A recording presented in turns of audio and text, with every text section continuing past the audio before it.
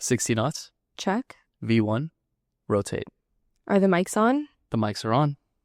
Hello, everyone. Welcome to episode number 6 of the Blue Skies podcast, hosted by Trisha and Aryan under the Northern Lights Aero Foundation. We're here with Major Marlene Shillingford, and we'll be sitting with you today to learn a little more about your history with the military, where you're at now, some of your challenges, and your accomplishments within this industry. Welcome. Thank you, Trisha. I'm very glad to be here. Yeah, glad to have you. We'll start it off by just asking you to share a little bit about your early interest in aviation, how you were hooked into this industry. Yeah, that's a good question. I used to race BMX bikes. My dad and our neighbors started the BMX club in Newmarket. So while I was on the track, a current racer, he's like, hey, have you ever been to the cadets? Have you ever heard of the cadet program? And I told him no, I hadn't. So he invited me out one night and I went out and loved it. So the cadet program is a youth program that's administered by the Canadian Armed Forces. They're kids from anywhere from 12 to 18 years old. There's the Army, Navy, and Air Cadet squadrons. But for Air Cadets, they more focus on aviation, theory of flight, gliding program, power program. So once I put my foot in the door, I really enjoyed it. So I stayed with the program. Racing was my summertime thing. So during the summers is also where the cadets have camps. So you can go do the gliding program or power program. So I never did any of that, but I did the Air Studies program in Belleville, Ontario, and I did some gliding in Mountain View. And then just before graduating from high school, another friend from the cadets said he was going down to the recruiting center in Toronto. So I said, hey, I'm going to join you.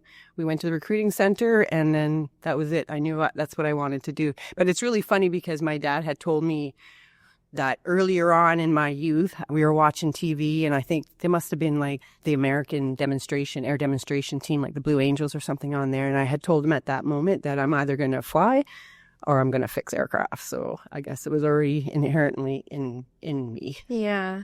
How old were you when you had joined the cadets? I was 14. 14. And I stayed until 18 and then joined the military. Yeah. So I was still in high school and I actually went down to the recruiting center, but that's what I wanted to do. So, yeah, it was pretty good. Did you know that you had an interest in military before you joined the Air Cadet program, or did that kind of build it within you? I had no idea about the military before, and that is a common theme that I hear all the time. And over the years, is a lot of people don't know about the Canadian Armed Forces. So it was only because of the cadet program that I understood it, because it's administered by the Canadian Forces. So a lot of things are similar, the uniform and the different things that we do in the cadet program. So did you have any family members that were in the military? So my grandfather, he was from Glasgow, Scotland. So he was in the British Army, but he was the only one. My brother joined a couple of years after I did, but it wasn't for him. So he didn't stay in, but my grandfather was the only one. Wow.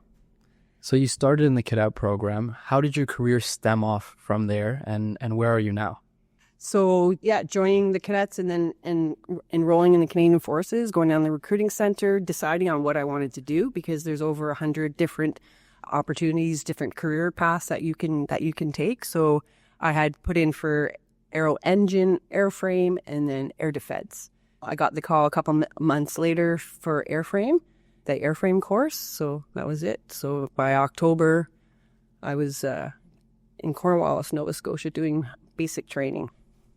And then once I completed my basic training, that was probably about an 8-week program at the time. And then I was sent to CFB Borden, 16-wing Borden, Ontario, where we have the School for Aerospace Technology and Engineering. And I did a 6-month course for my airframe studies there. And then once I graduated from that, then they post you to your new base, to your new fleet of aircraft. And for me, that was Moose Jaw, Saskatchewan. And 15-wing Moose Jaw, Saskatchewan is where we do our pilot training for Canadian Forces pilots. And also, it's the home of the Snowbirds. So when I arrived there, it was about July is usually the time of year that we're transferred to a new base. And it was also air show time. And I'm sure you're very aware of air shows. And while I was working the air show, I looked across the field and I saw the Snowbirds. I knew the Snowbirds were there, but I didn't realize the connection with the technicians. And I saw them getting the aircraft ready across the flight line. And I knew from that day, that's what I was going to do. I was going to be a part of that team and represent our country and be an ambassador for Canada. So there was only administrative officers on the Snowbirds, never any female pilot or technician. So it was a bit of a challenge to get on the team. That was my goal, my dream. And I remember telling a bunch of my colleagues, that's what I wanted to do. I'm going to be a part of that team. They're like, oh, Marlene, it's a boys' club. They'll never take you. Or they'll take a pilot before they're going to take a technician. You're wasting your time. I was like, that sounds like a challenge. Yeah. So I worked hard and I had great mentorship throughout the whole process. I applied early and kept going. And once I obtained all my qualifications and was ready, I was finally accepted to the Snowbirds. I think it was my second try. Yeah. Just getting those qualifications. And then that was it. Made my dream come true. Well, let's talk about that experience, because that seems like a big milestone with your career starting off. What was it like having to try again for the second time? And what were your feelings when you finally accomplished what you wanted to achieve? Yeah, well, the first time I was told I didn't have enough experience, so that was fine. And I was supported by my supervisors, so they moved me down the line. I was working in maintenance, so I moved down to aircraft servicing and snags to get some more operational experience, because with the team, the technicians fly in the jets with the team. That's how they travel. And our job is to take care of those aircraft while we're on the road. Did you find it very difficult to go through that application process? Like, did you have a lot of hurdles, people facing in your way, or did you notice that there was more support when you tried to pursue that? Yeah, there was lots of support, getting that extra time to get the qualifications I needed to go on the road and to be able to do my job on the road, because it's very, they have critical timings. They have to be at a certain city at a certain time, and it's a very rigorous program. Any delays with aircraft, we have to be able to get those jets ready for them, and especially when they're doing the shows and stuff too, is to get the aircraft ready. Were there lots of experiences similar to that one male that had mentioned this is a boys' club? Did you face a lot of setback like that, or some comments that had passed to you while you were on this journey to joining? No, I think after that it was pretty good. I had lots of support. I had support from the team. They wanted me to come back and try again. Oh, wow. Just get that extra experience. So like I said, they moved me down the flight line. I got that experience. I tried out again. And it was a rigorous application process back then. You had to be recommended by your commanding officer, and then you had to be interviewed by the commanding officer of the 431 squadron. But I was the right person for the job, I guess. And yeah. And then after that, being a part of the team and being an ambassador for Canada and representing the Canadian Armed Forces, it was like I had 23 older brothers, very close-knit team, and everybody works really good together. You have to, right? Yeah. To get the mission accomplished. If you don't mind me asking, what year was this when you had done your second application? That was 92. 92. Yeah, November of 92 for the 1993-1994 show seasons. Okay. When you were told that, like, oh my gosh, how are you doing this? It's a boys' club. That motivated you further instead of, pushing you down and making you feel ahead. And you were like, no, screw them. I'm going to go straight for it. Absolutely. You can't tell me that I can't do something, right? It's me. It's my destiny. Yeah. Just work really hard and just do your work and, show that you're interested and, But what was your family support like during this time? You mentioned that it wasn't anyone other than your grandfather that had seen any militaristic background.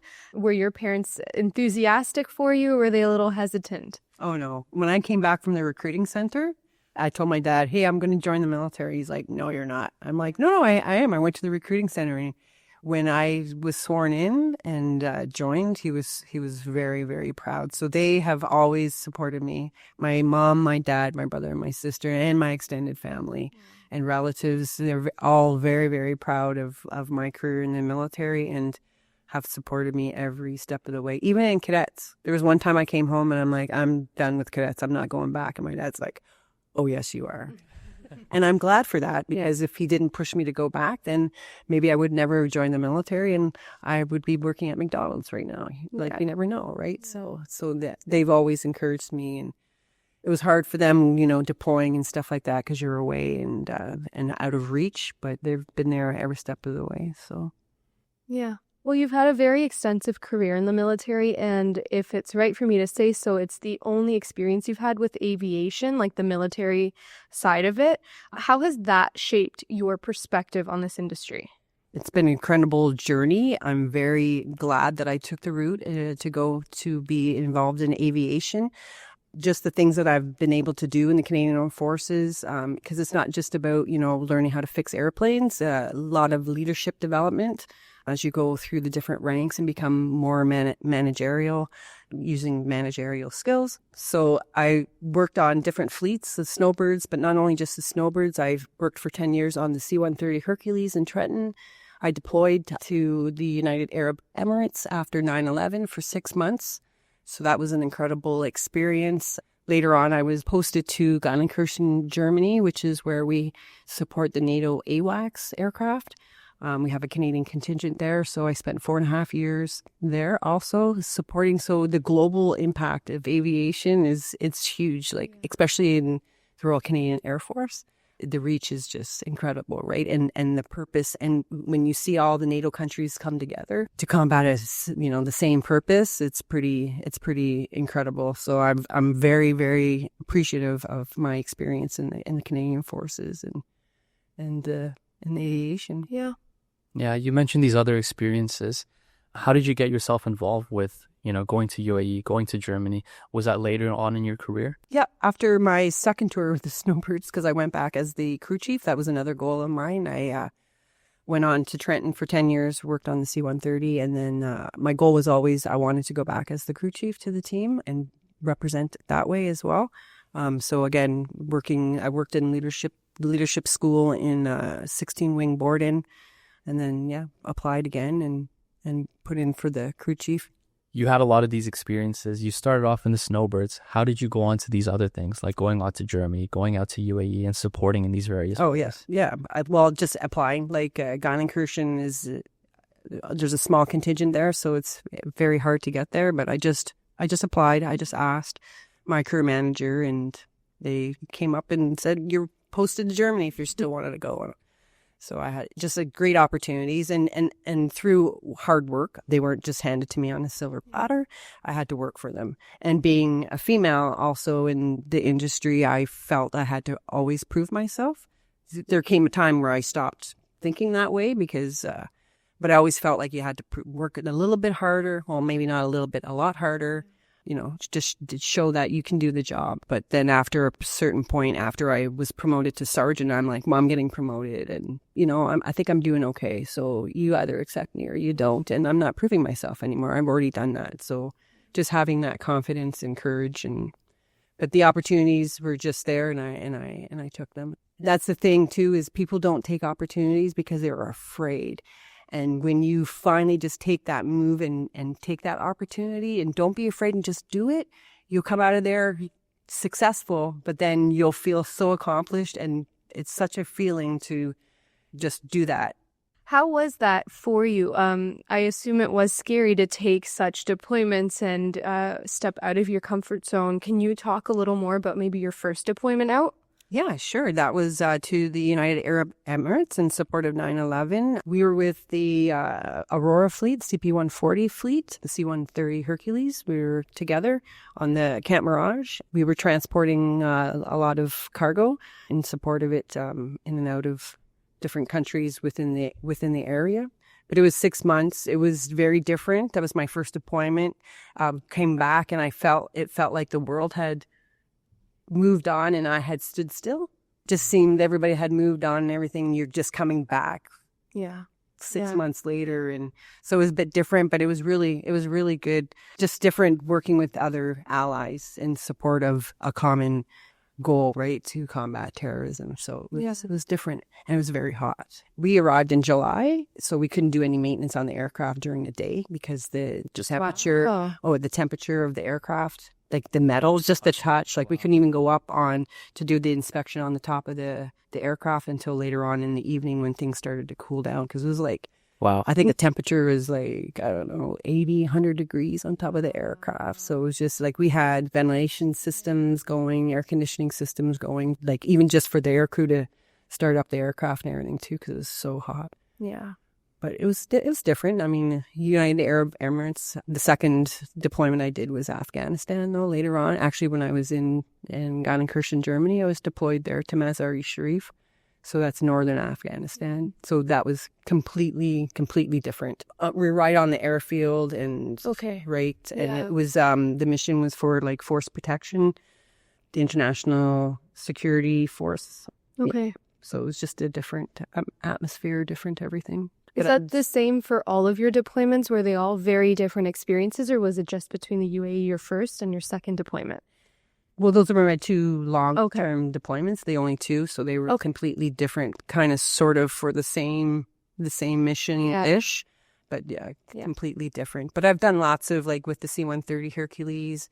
We did an air mobility rodeo in the States where all the Hercules from different countries and similar aircraft come together, and it's a competition, aircraft maintenance competition. So on our inspections, and we ended up winning the post-flight inspection. The best post-flight inspection was Canada. So yes, so it was cool. So, and a lot of, with all the aircraft, just different mobile repair parties. Like when an aircraft breaks down somewhere, we have to bring a team together and our equipment and go and get it fixed and bring it home. So it seems like there were a lot of morale building exercises and opportunities when on these deployments that might have been heavy on a person.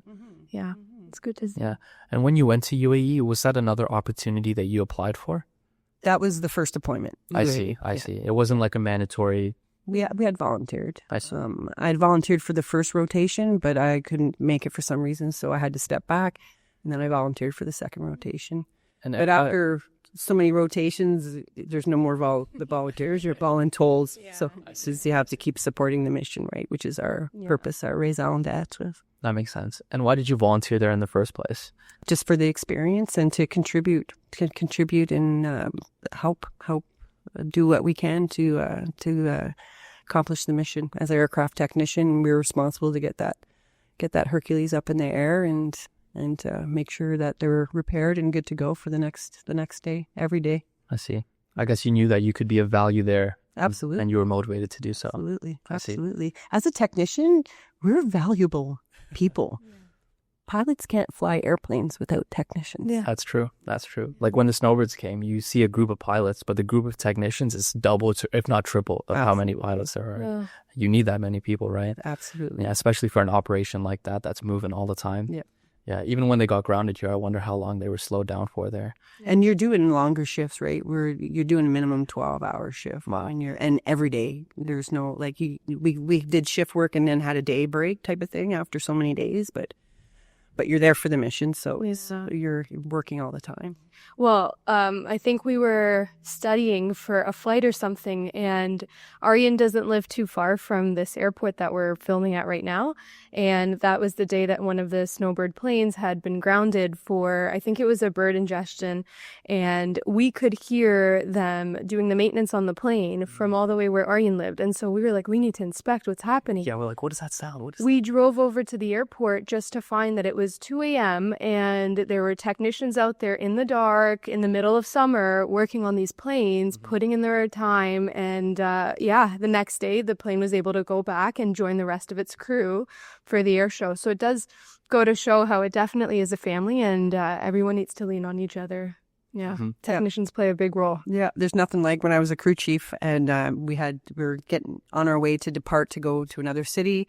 All 9 jets were there, all engines running, and then one aircraft crapped out, right? Yeah. So then it was on me. Hey, crew chief, the boss said, what are we doing? So I had to like immediately, right then and there, come up with a plan, like within like less than a minute to because we're burning fuel and we need to get to where we need to go to. So, and figuring out what technicians need to stay back and what needs to be done and stuff. So a little bit of pressure, but that's our job. And they rely on us to do that, to make sure that they can get to the next show site. Yeah. In a sense, you are the backbone, right? Mm-hmm. Exactly.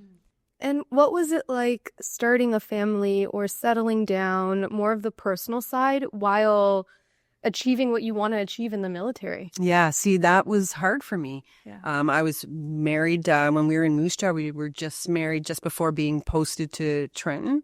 Moose Jaw was a training base, so totally different operations there.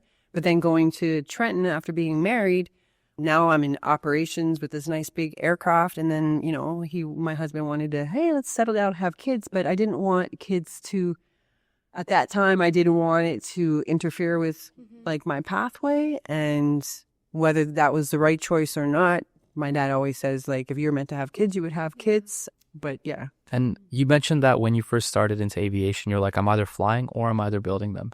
During your career, did you ever want to switch back into the other direction and start flying them again? No, I've never flown. I'll tell you, though, how education is very important. So in high school, I didn't take the courses that I needed to take. In high school, you don't even know What you want to do. where you want to go. I felt like I could have gotten more guidance because I didn't take physics and these. So in grade 10, I believe it was, the recruiting center came over and we were able to go and do a tour of the Royal Military College in Kingston. And once we went and spent the day there, I came back. I was like, I want to go to that college. Yeah, but you know what? There was a lot of work to do to bring my marks back up. So that's one thing. One big plug is like education is huge. Like take the right courses and do what you can to get your education and the proper education so that it doesn't restrict you from what you want to do. So I don't think my role in life was to be a pilot. It was to be a technician. Yeah. Nevertheless, but I couldn't, I was restricted on that because I didn't do good in school like I should have, right? Yeah. So. Let's take a quick step back from your experiences. And you mentioned high school and courses. For any of our listeners out there that are aspiring young aviators that want to join the military or don't know what the requirements are, can you speak a little bit about what the CAF looks for and how to join? Yeah, absolutely. They've really streamlined the process now for joining. 17 is the minimum, 16 if you want to go officer, and I believe that's to go with college and stuff. Now they've extended it not only to Canadian citizens, but permanent residents also can join. The Canadian Forces has full-time and part-time, so if you don't want to move around every few years to different cities or different provinces, you can join the reserves, which is what I'm in right now, and it's part-time. But the Canadian Forces has over 100 different jobs to choose from. All you need to do is go to www.forces.ca, go to their website. They have great videos, not just for the Royal Canadian Air Force, but for the Army and for the Navy as well. But you can be a technician pilot. They have great videos up on there to have a look at. The process is streamlined again, so it's pretty easy to join. Canadian Air Forces offer competitive salaries. We have lots of benefits for salaries. It's based on your rank, not your gender. So unlike industry, women get paid the same as men. It just depends on the rank that you hold.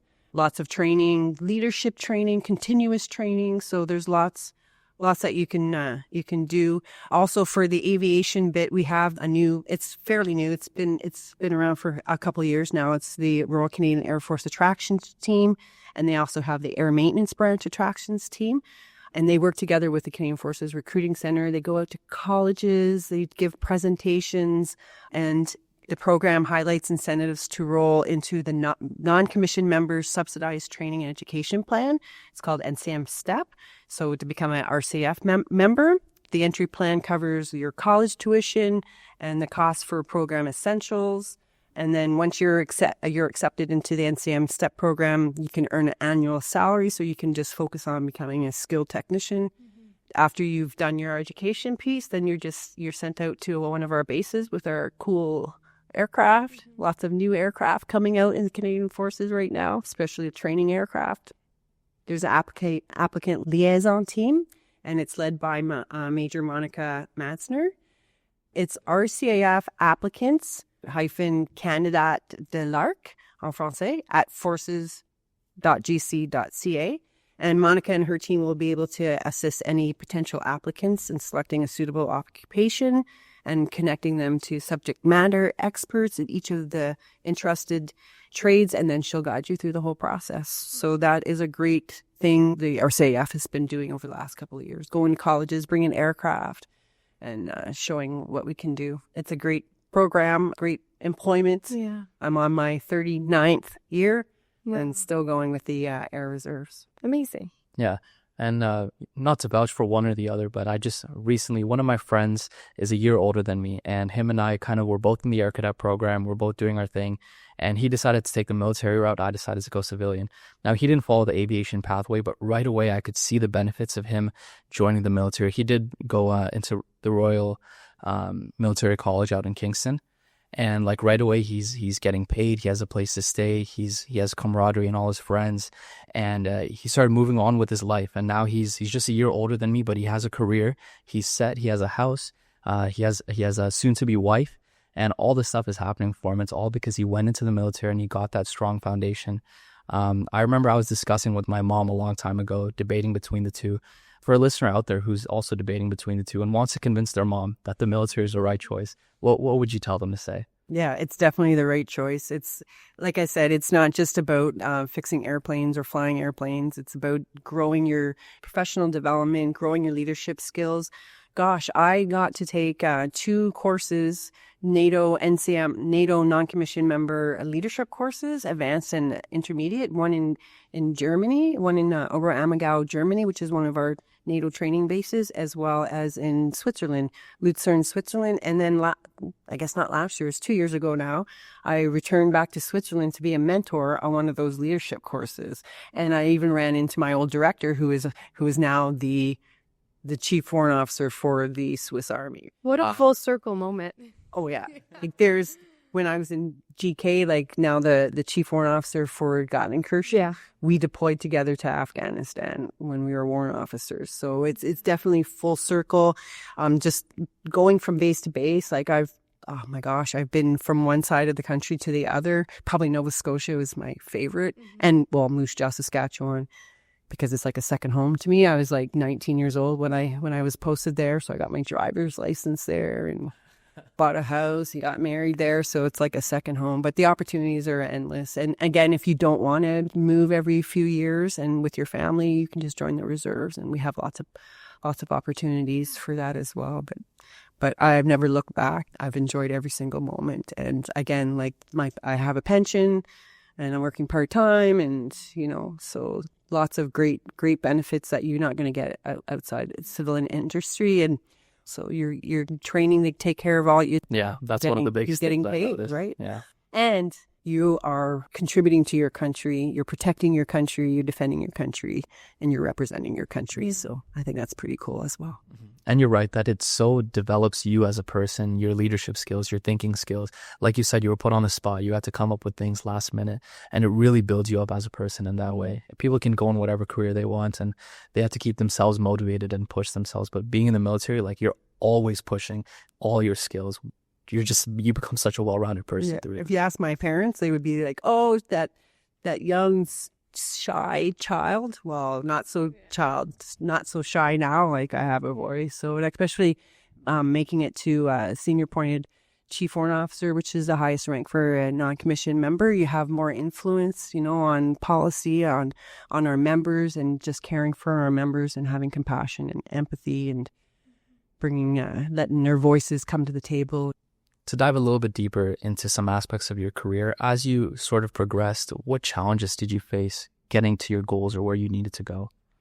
Again, it was like the boys club mentality. When I joined, actually, I was thinking about going into the combat arms. So that's like infantry, artillery, all that kind of stuff, but it wasn't open to women back then. So I couldn't join then. So that's really changed. And that was the 90s? Oh, no, that was the 80s. Okay. So I think it was 89, 90 is when everything was opened up to all females, except for submarines.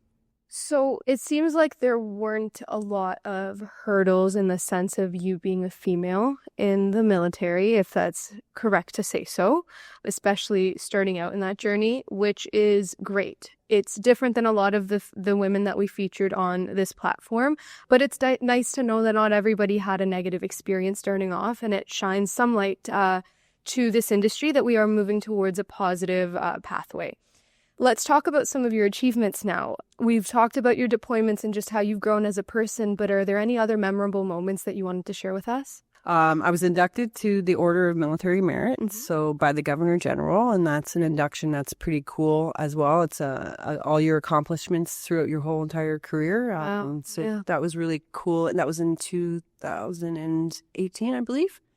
And then in 2022, I received the Northern Lights Aero Foundation Elsie McGill Trailblazer Award, which really blew my mind.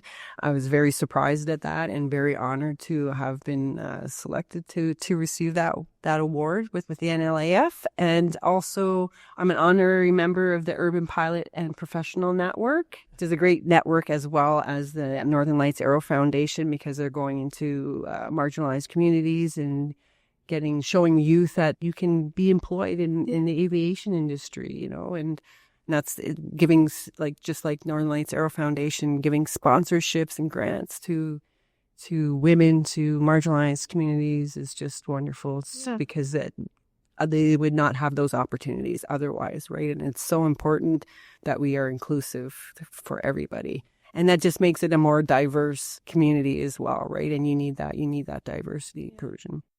And as a woman here in your field, you've been championing diversity, just doing your career as you are now. Why would you say that's important? How have you seen it grow throughout the years? Oh, definitely has grown. Everybody should be given the opportunity to come to the table, to bring in their perspectives. A diverse group will help you solve problems a lot quicker. I'll give you an example. A former commanding officer of mine, we were a female command team. It was really cool in Shearwater, and she told me about her experience. She was a liaison officer in South Sudan on a deployment, and she was telling me that having diversity on that team, her United Nations members always had trouble getting through the checkpoint. And she joined the team, and they came to the checkpoint. She said, "I'm here to check on the women and the children, blah, blah, blah." And then, boom, they were let through. And all her United Nations members were like, we stay here for hours trying to get through. So they were able to, but not just that, but, they had another diverse member on the team that told them about the droughts and how to farm and stuff like that. So having that diversity of thought, and including everybody at the table as well, because it's not just one person's idea and one person doesn't have all the answers. It's everybody. Everybody should be able to go to work and feel like they've accomplished something. They've helped accomplish the mission. They're a part of a team, and go home and feel good about that and look forward to coming back to work the next day. That's diversity and inclusion, and that is how every team should be, because you'll get a lot further with having different perspectives and increasing productivity and just everybody being happier. Yeah, that's true. Everyone on your team is just another person, and they have a whole life of experiences leading up to that point, and everyone has a fair right at the table and has something important to say, right? We have on my team, I have a young aviator. She's not yet that young. She's not young at all, but she's new to the military, right? But because she's an aviator, the most junior rank, she has a voice. When we have our meetings every week, she has a voice. She has a voice because she contributes to the team. So it doesn't matter what your rank is, what your gender is. Everybody should have a voice. Everybody should contribute. I think one thing our listeners can pick up through this podcast is learning from you and learning how you are as a leader and how to be an effective leader. I think you've shown all the different skills and what it takes. I guess another question for you here is what is an important skill you see to be a leader? Emotional intelligence, leader character, I'm going to go with. There's different dimensions of leader character: accountability, courage, transcendence, all these kind of great things. But one of them is humanity and having empathy. Having empathy for members on your team is so important, because if you treat them like objects, you're not going to get very far. They're human beings. They're our most valuable resource. And being empathetic, I think, is huge.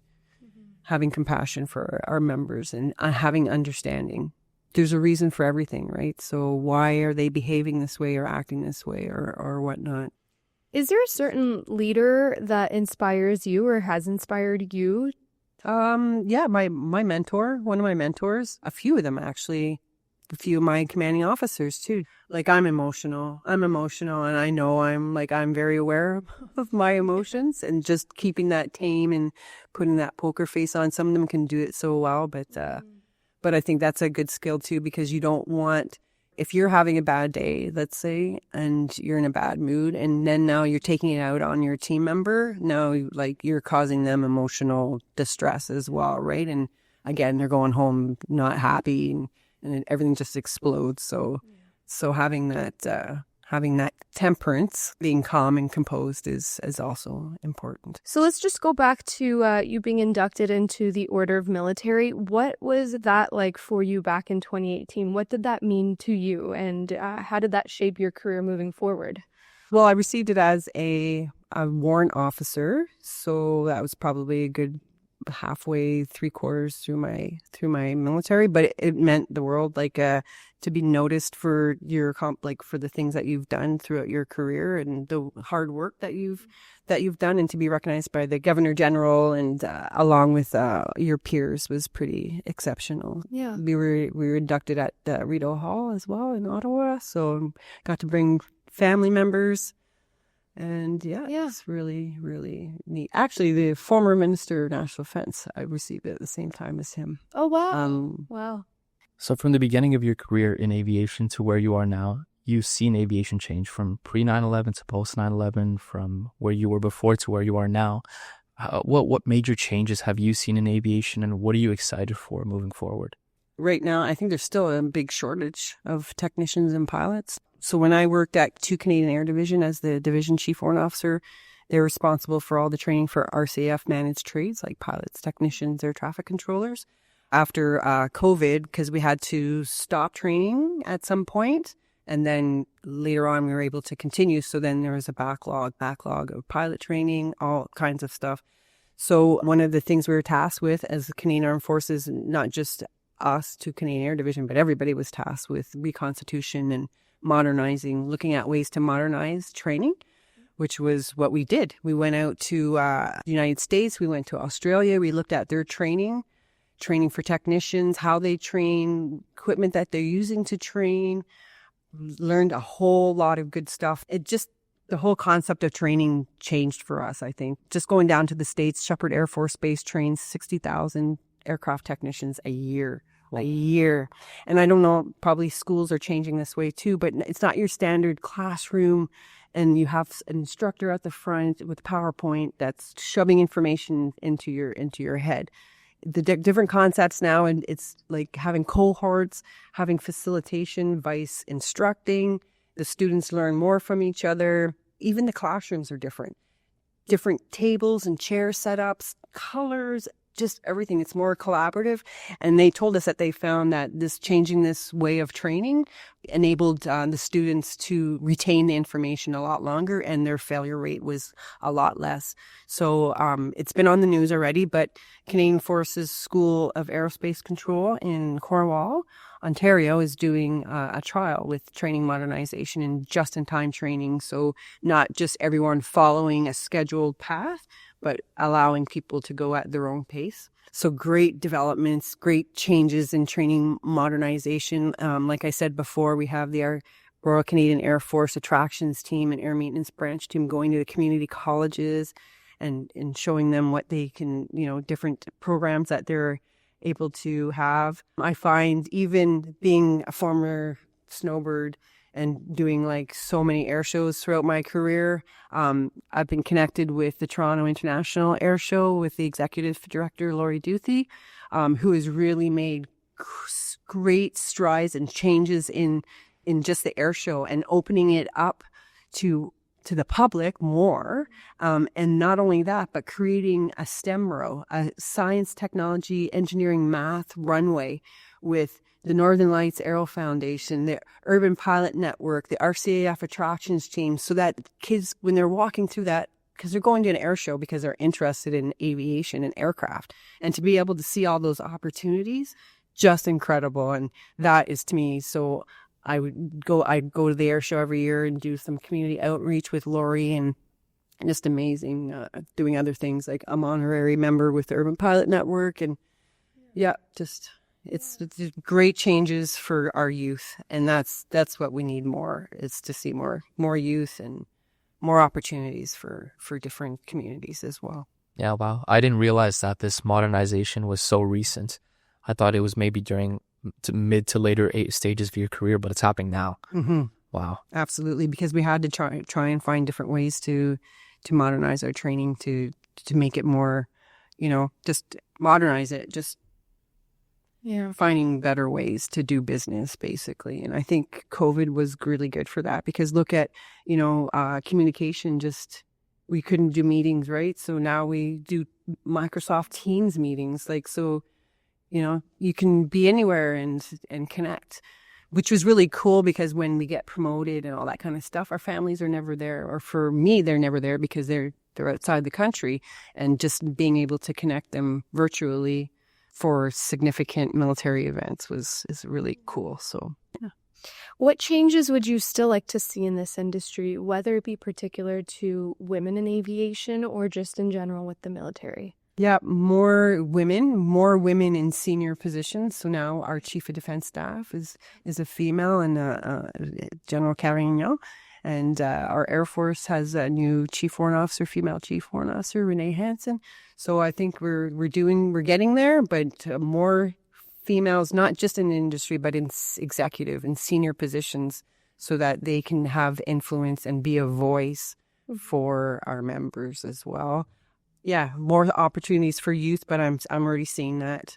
And one other thing that's really cool that we're changing, kind of leaning towards, is character development, because we promote on people's competence, right? And your commitment to get those qualifications and obtain, so that you're very good at your job and everything. And we promote on that, but we don't look at people's character.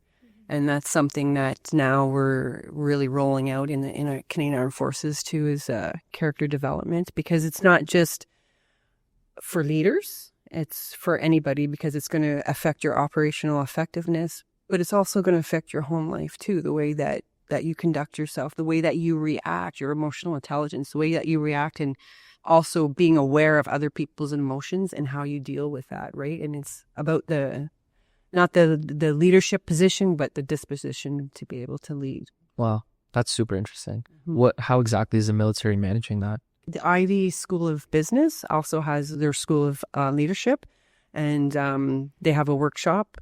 I just took it, actually. It's 11-week course. Wow. 10-week course, 2 days a week type of thing, with Dr. Mary Crossan, who's the PhD at Ivy. So now we've included it into our doctrine.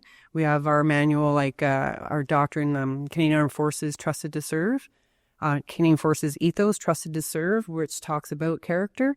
And also the newest doctrine that we have is Fighting Spirit, and it talks about character. It's not just about our competence and our willingness to get what we need to be competent, but we have to look at our character too.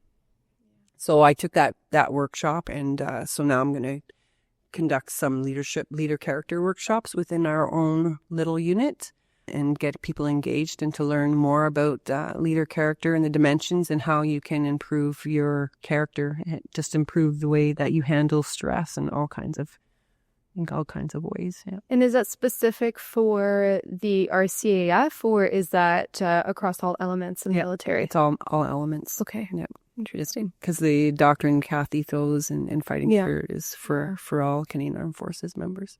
Okay. Yeah, that makes a lot of sense. It seems like there are a lot of positive changes coming about now. Mm-hmm. And how are you still involved in all of this now in your role as a major? Or what exactly do you do now? Yeah, I joined the reserves. I retired from the Reg Force. I joined the reserves. I'm in Kingston now. And I commissioned to major through a program called Special Commissioning Requirements Program for Chief Warrant Officers. And so now I'm an Air Reserve Flight Commander at One Wing Kingston. One Wing is responsible for all the tactical aviation helicopter squadrons across the country. And I just manage within our headquarters. I help manage all our reservists with their pay and whatever they need. Administration, also hiring. We hire class reserve force members as well, so to be employed at One Wing HQ. You mentioned that you were an honorary member with the Urban Pilot Network, and you also mentioned earlier on that you had mentors supporting you as you wanted to join the teams back then in 90s. What role has mentorship played in your life with this industry, and why is it important to be a mentor? Oh gosh, it's huge.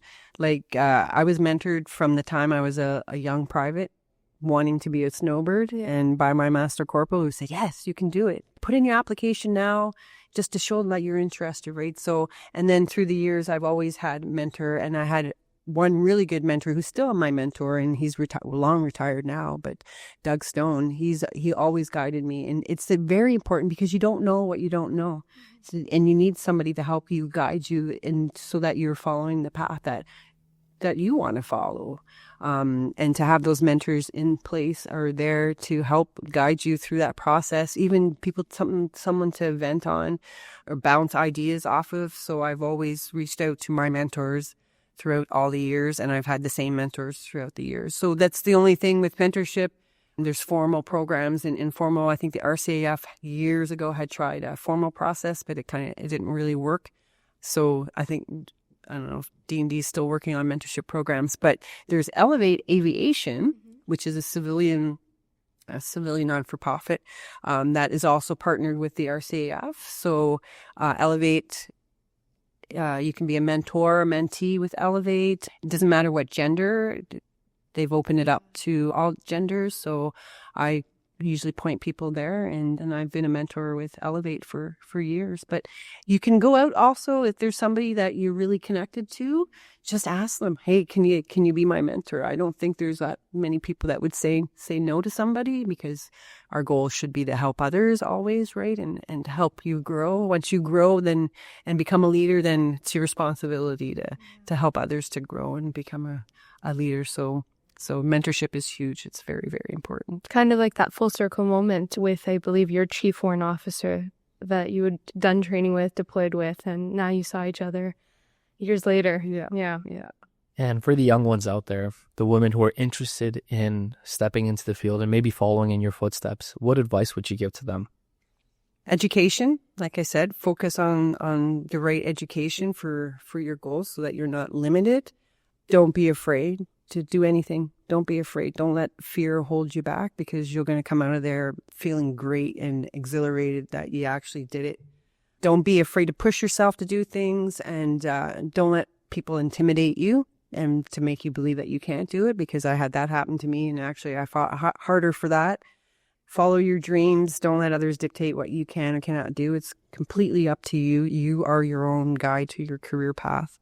It's possible to reach your highest potential and know your worth. Like, you are worth it. So I just see that so many times, just fear and not thinking that you're good enough, but you are. And you got to believe that in yourself. You got to believe it, because then you can do anything. You can do anything after that. Major Marlene Shillingford, it has been an honor to be in your presence and learn a little piece of your history and how you've made a wonderful impact in our industry today. Northern Lights is definitely honored to be able to recognize you a few years ago for our Elsie McGill Award, rightfully so. So we'd like to thank you for your time and sharing a little bit about yourself with us today. Thanks for having me. It was very much a pleasure to be here with you. Amazing. And to our listeners out there, thank you again for tuning in to the Blue Skies podcast. Wishing you blue skies and tailwinds ahead. We'll see you next time. Bye-bye.